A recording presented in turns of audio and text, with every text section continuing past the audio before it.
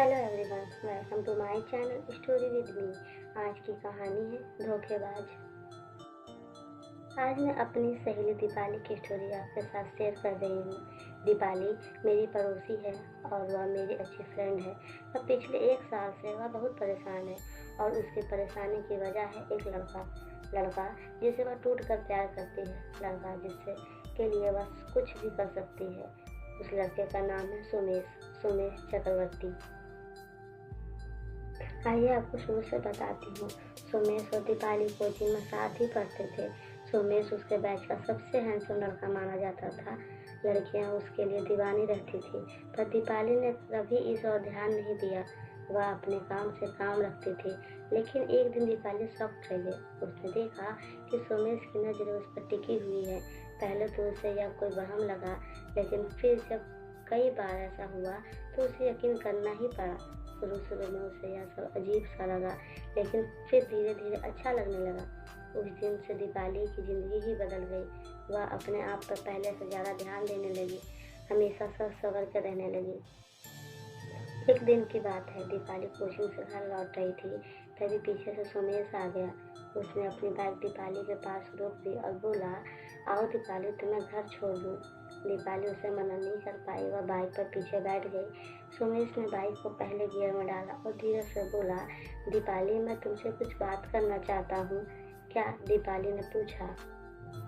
ऐसे नहीं, आओ किसी रेस्टोरेंट में बैठते हैं। दीपाली की सहमति पाकर सुमेश उसे पास के रेस्टोरेंट में ले गया। वहाँ पर उसने दीपाली से अपने प्यार का इजहार किया। दीपाली मन ही मन सुमेश को चाहने लगी थी। वह उसे मना नहीं कर सकी और इस तरह दोनों प्यार की पटरी पर तेजी से दौड़ने लगे। लेकिन थोड़े ही दिन बीते थे कि सुमेश अचानक गायब हो गया। उसने न सिर्फ कोचिंग आना बंद कर दिया, दीपाली का फ़ोन भी उठाना बंद कर दिया। दीपाली उसके व्यवहार से सन्न रह गई। उसने सुमेश को सैकड़ों व्हाट्सएप किए, 50 कॉल की, पर ना तो सुमेश वापस लौटा और ना ही उसने व्हाट्सएप या कॉल का जवाब ही दिया। दीपाली एकदम पागल सी हो गई। ना अब उसका मन पढ़ाई में लगता और ना ही किसी और चीज़ में। ना तो वह रात को ठीक से सो पाती और ना ही ठीक से खा पी पाती। बस हर समय वह सुमेश को याद किया करती और रोती रहती। एक दिन की बात है, दीपाली अपनी माँ के साथ मंदिर जा रही थी। तभी रास्ते में उसे सुमेश दिखा। सुमेश की नज़र भी दीपाली पर पड़ी, पर वह उससे अनजान बनता हुआ एक गली में चला गया।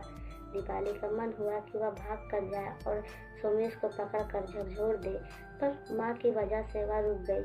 पूजा से लौटने के बाद दीपाली ने शाम को मोबाइल रिचार्ज कराने का बहाना किया और उसी गली में जा पहुंची जिसमें सुमेश गया था। संजोग से सुमेश सामने से आता हुआ मिल गया। वह दीपाली को देखकर दंग रह गया। वह उसे लेकर एक दोस्त के मकान में चला गया और माफ़ी मांगने लगा। दीपाली ने उसकी बातों पर यकीन कर लिया और इस तरह दीपाली की ज़िंदगी में फिर से बाहर आ गई। लेकिन अभी ज़्यादा दिन नहीं बीते थे कि सुमेश एक बार फिर गायब हो गया। इस बार उसका फ़ोन ऑफ जा रहा था और उसके माँ बाप भी मंदिर के पास वाला मकान खाली करके जा चुके थे। इस बार दीपाली बुरी तरह से टूट गई। उसने सभी से मिलना जुलना बंद कर दिया और दिन भर अकेली पड़ी पड़ी रोती रहती। मुझसे दीपाली की हालत देखी नहीं गई। मैंने सुमेश के बारे में पता लगाने का निश्चय किया। मैंने काफ़ी दौड़ भाग की और अंत में मुझे इस काम में कामयाबी भी मिली। तो सुमेश के बारे में जो कुछ पता चला उसे सुनकर मैं शॉक रह गई। दरअसल सुमेश किसी अपराधी गिरोह से जुड़ा हुआ था और उसने दीपाली को जानबूझकर अंधेरे में रखा हुआ था।